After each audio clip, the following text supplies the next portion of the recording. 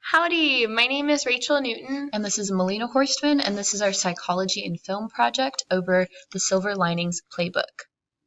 So the character that we chose to analyze name was Pat Solitano, and a little bit of his background. After a messy divorce due to his wife's infidelity, Pat lost his job and his wife and is forced to spend some time in a mental institution.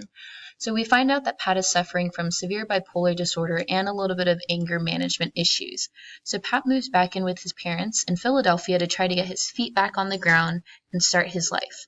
At first, he suffers from flashbacks and bipolar episodes due to his past emotional trauma and his failure to take his prescribed medicine.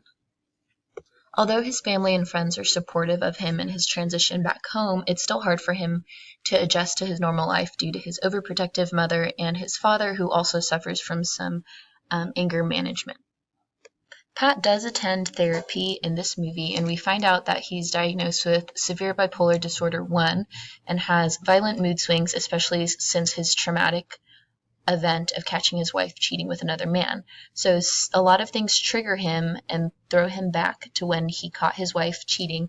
So he suffers from insomnia and a little bit of OCD. So his ex-wife's name is Nikki, and he's constantly talking about getting back with her and bettering himself for the sake of their relationship. He stays up all night trying to read books from her class syllabus and is constantly repeating the phrase Excelsior, which he learned in therapy and is what he lives by now.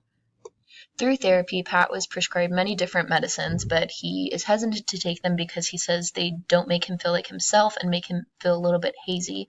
I don't think that Pat was diagnosed with OCD, but he does have some obsessive-compulsive tendencies, much like his father does. Moving on to our culture, a lot of times bipolar disorder may not be diagnosed in our culture because people might be seen as overreacting or just reacting to something traumatic that's happened in their life. But Pat wasn't diagnosed until he experienced violent outbursts due to his emotional trauma.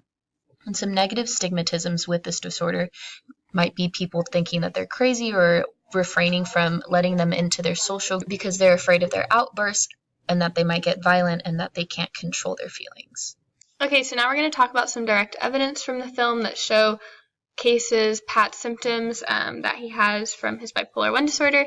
So some symptoms that he displays are mood swings, irritability or agitation, requiring little sleep or insomnia, impulsivity, being super energetic, and an increase in goal-directed activity. We're going to focus mainly on mood swings and irritability and agitation. And then we're also going to talk about some bipolar 1 symptoms that Pat doesn't display, including depressive episodes, as well as a loss of interest or pleasure in activities typically found pleasurable. So our first example of bipolar 1 symptoms that Pat displays are mood swings.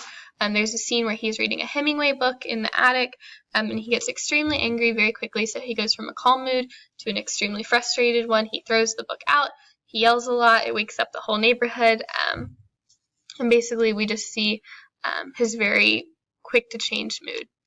Next, we're going to talk about his irritability or aggression. There's a scene where his wedding song is playing over the speakers at the therapist's office, and he gets very aggressive very quickly. He yells at the receptionist. There's magazines everywhere, and as you can see from the picture on the slide, he says, "That song is killing me. Could you please turn it off?" Lastly, we're going to talk about a bipolar 1 symptoms that Pat doesn't display.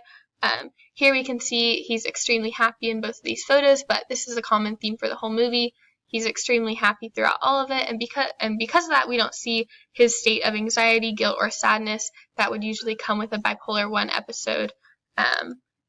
And this suggests, it's a little bit deceiving and suggests a more appealing version of the disorder, but it's just to help the film move along quicker, which we'll talk about later on. Okay, so our proposed treatment plan is to continue the plan that he's on in the movie, which is prescribed medications of lithium, Seroquel, and Abilify, as well as continue therapy. Our one change would be the therapy that he's in.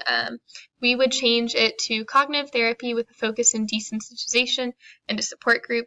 This is because it would help him better than the therapy he's in.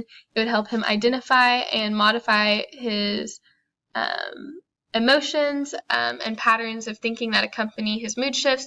The desensitization would help him deal with his wedding song, which is the trigger, and the group therapy would be a great way for him to receive encouragement, learn coping skills, and share concerns. Regarding the ethical concerns of the medication and the therapy, we see earlier in the movie he talks about how he doesn't like taking medicine, and we have to consider the patient's feelings when giving him medicine. However, we see that this is for his own good, and it helps him gain control of his own illness. Regarding the therapy that he's in the movie is obviously very unprofessional. The therapist, Dr. Patel, is violating many parts of the American Counseling Code of Ethics, so we would switch him out of that, and the therapy that we'd put him in would be much more beneficial. And then regarding the barriers to this treatment, the only issue that we could see potentially is his family. Obviously, his family cares a lot about them, but their personalities, the mother being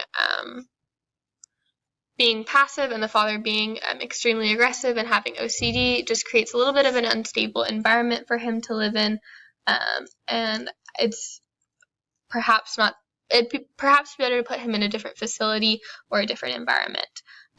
Regarding whether we think this is an accurate portrayal of bipolar 1 disorder, we think it is because there's a wide variety of symptoms. It shows the impact of Pat's disorder on the people around him. The only thing that we have to critique is that it is missing that depressive episode, and because of this, we will say it's a little bit inaccurate, but it keeps the plot interesting and moving quickly, and we think that this film destigmatizes the mental disorder. We both learned a lot about the mental disorder, but the best thing that we learned was how it affects individuals, as well as how those individuals can be helped to live their life to their fullest potential. Thank you so much for watching our presentation.